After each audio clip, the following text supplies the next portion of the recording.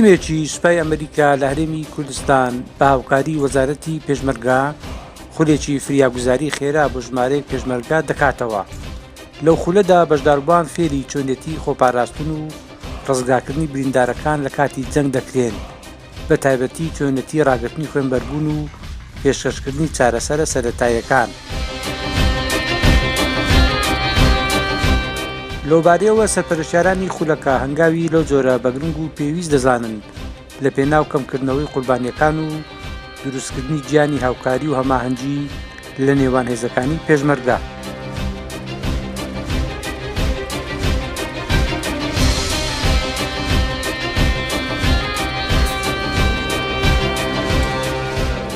جەمیل ئەحمەد بابان لە وەزارەتی پێشمەرگە و یەکێک لە سەرپەرشتیارانی خولەکە بە میدیا سەنتەری ڕاگەیاند ئامانج لەو خولە راهێنانی پێشمەرگەیە لەسەر چۆنیەتی خۆپاراستن و دەرباسکردنی بریندارەکان لە کاتی جەنگ و ڕوبەڕووبوونەوەکاندا. ئەو خولە لە هەشتی مانگەوە دەست پێکردە، ئەوە ماوەی تقریبان 21 ڕۆژە بەردەوامە. ئەو خولە بۆ هێزی پێشمەرگەی کوردستان کرایەوە بۆ پێشمەرگە سەرەتایانەی کە فێر دەکرێن لە دەربارەی خولی سەرەتایی بۆ هێزی پێشمەرگەی کوردستان. ئەو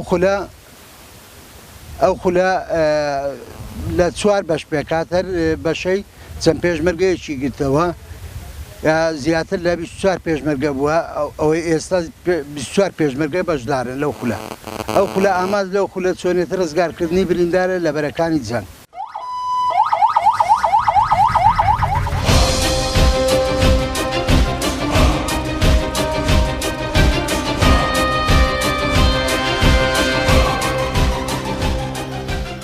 لەلایەن خۆیەوە ئەندریۆ لە تیمی ئەمریکی و ڕاهێنەر لە خولەکە لەبارەی گرنگی کردنەوەی خولی لەو جۆرە بە میدیا سەنتەری ڕاگەیاند.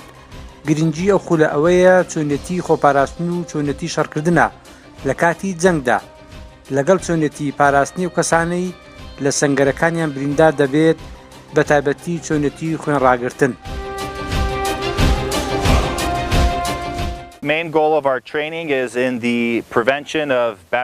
ئامانج لەم خولە ڕێگریکردنە لە گیانلەدەستدان لە کاتی جەنگدا.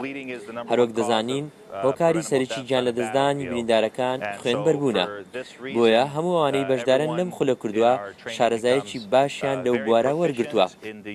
دیارە هەموو کات لە کاتی شەڕ و جەنگەکاندا پزیشکان ئامادەنین، بۆیە پێویستە پێشمەرگە لەسەر چارەسەرە سەرەتاییەکان ڕابهێنرێت و فریای خۆیان و هاوڕێیەکانیان بکەوێت. جگە لە ڕاگررتنی خوێنبەربوون، پێشمەرگە بەشداربووەکان لە ڕووی چۆنیەتی هەناسەدان و چارەسەرە سەرەتاییەکان ڕاهێنانی باشیان پێکراوە.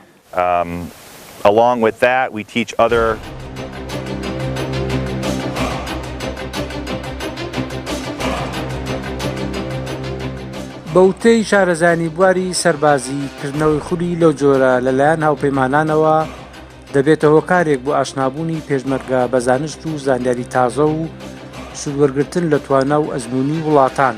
پێشان وایە هەنگاوی لەو جۆرە کاریگەری باشی دەبێت تاکو لە داهاتوودا پێشمەرگە لە کردنەوەی خولی لەو جۆرە پشت بە توانەکانی خۆی ببەستێ.